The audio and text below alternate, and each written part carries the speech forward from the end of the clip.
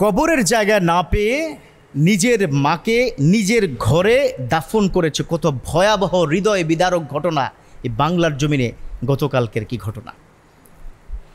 আজীব হয়ে যাবেন যে কবর খুঁড়েছে নিজের ঘরে, মা বলে গেছে আমাকে আমার ঘরেই দিস, কারণ আমার তো কোনো জায়গা নেই। এটা কেন বলেছে? যেই মা তার মেয়ে চোখের পানি ফেলে ফেলে কেঁদে কেঁদে বলেছে যে আমার বাবাকে এখন থেকে 7 বছর আগে পারিবারিক কবরস্থানে যখন দাফন করেছি, তখন আমার মা দেখেছে অন্যের আশেপাশের মানুষগুলো এই জমির জের ধরে আমার বাবার কবরের উপর ঝাড়ু পিটা দিয়েছে। পুরো নাউজুবিল্লাহ, কত ভয়াবহ বিষয়। এই বাংলার জমিন এত বড় হৃদয় বিদারক ঘটনা। আহা, এই সামান্য 3.5 হাত একটি জায়গা, পাশে হয়তো 2 হাত জায়গা, এইটুকু জায়গা পেল না। কোথায় যাচ্ছি আমরা? কোথায় যাচ্ছে আমাদের ইসলাম? কোথায় যাচ্ছে ভালোবাসা, আবেগ, অন্যের প্রতি মহাব্বত? কোথায় যাচ্ছে ভ্রাতৃত্ববোধ, সম্পর্ক? খেয়াল করেছেন আজকে যারা এই কাজটি করেছে? ওই যে মহিলাকে ঘরে কবর দিয়েছে, ওই মহিলার স্বামী যখন কবরস্থানে তাকে দাফন করা হয়েছিল, তার কবরের উপর ঝাড়ু দিয়ে পিটিয়েছে, বলেছে এই জমি আমাদের। জমির ভাগাভাগির জের ধরে ঘটনা।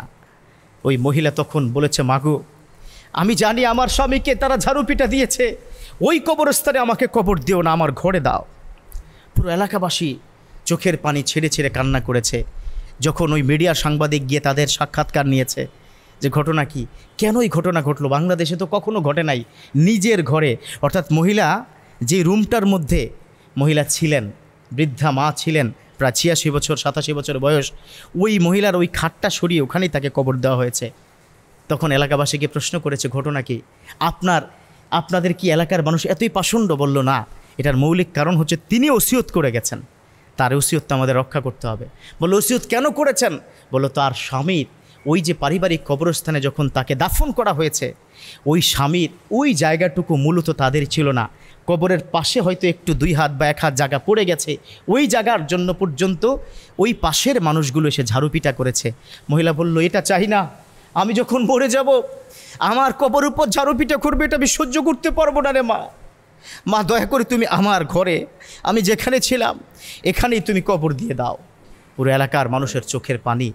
এবং সাংবাদিক জিজ্ঞাসা করলো আপনারা চাইলেও তো সিদ্ধান্ত পরিবর্তন করতে পারতেন। বলল না, কিভাবে পরিবর্তন করি? তার কলিজা 7 বছর পর্যন্ত কলিজার ভিতরে দাউ দাউ করে আগুন জ্বলেছে, তার স্বামীকে ওই কবরের উপর ঝাড়ুপিটা দিয়েছে। এজন্য বাংলার মুসলমান আপনাদেরকে বলছি, কোথায় যাচ্ছে আমাদের চরিত্র? আল্লাহ ধরবে, আল্লাহ কাউকে ছাড় দিবে না কাল কিয়ামতের ময়দানে। যেদিন ইয়াউমা ইয়াফিরুল মারউ মিন আখি ওয়া উম্মিহি ওয়া আবি ওয়া সাহিবাতিহি ওয়া বানি লিকুল্লি ইমরিইম মিনহুম শাআনুন ইউগনি। এই কোরআনের মধ্যে আল্লাহ নিজে বলেছেন যেদিন ভাই তার ভাইকে চিনবে না, যেদিন সন্তান তার মাকে চিনবে না, মা বাবা তার সন্তানকে চিনবে না, সেদিন আল্লাহর কাঠ গড়ায় যারা ওই কবরে ঝাড়ুপিটা করেছে, এই জায়গা জমি নিয়ে যারা এরকম করছে, তাদেরকে আল্লাহর সামনে দাঁড়াতে হবে। Allah must punish them, they have to go to the hell fire. তাদের অবশ্যই আল্লাহর জাহান্নামে যেতে হবে।